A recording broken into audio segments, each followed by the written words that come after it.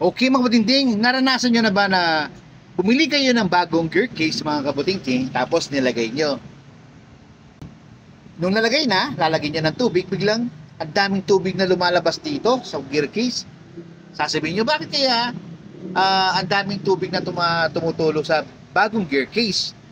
Anong gagawin ninyo?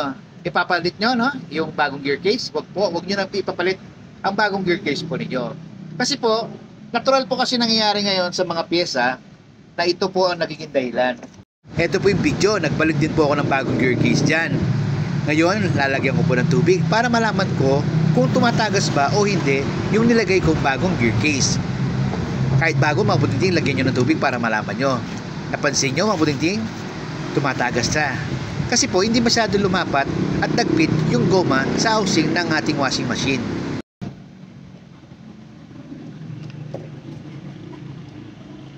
Ito po ang kanyang gasket. Kulang po sa kapal ang gasket na to, no? Kulang po sa kapal. Yung ginagawa po nilang bagong gear case, no, yung mga binibili po natin. Ang remedyo yan, mga butingting, ganito ang magiging remedyo niyan. Gagamit lang po kayo ng interior, no? Ito, gumawa na ako, dalawa. Dalawa lang po, no? Okay na yan.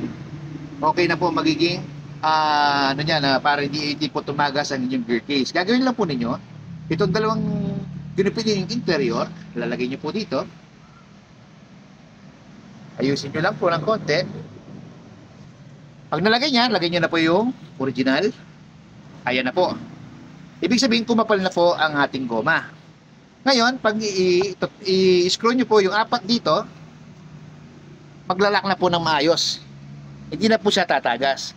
Yan po ang magiging sikreto para hindi na po kayo para hindi na po ipapalit ang bago po ninyong gear case. Kasi po hindi naman po siya sira.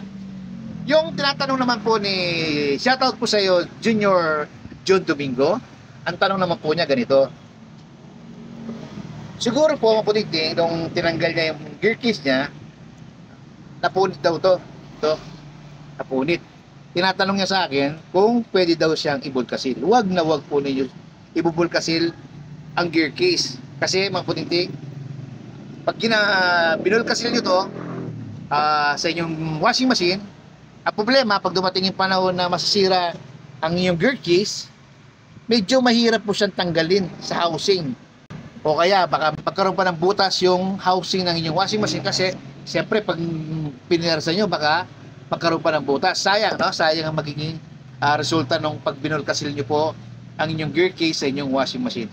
Ang gawin nyo na lang po ganito, pag nasira po to, gawa na lang po kayo ng ganito, interior, no? Kung ilan ang kapal na kailangan mo, yun po ang magiging solusyon doon sa nasira po ninyong gasket sa inyong gear case. Okay, mga matingting, salamat po sa panonood po ninyo. God bless po sa ating lahat.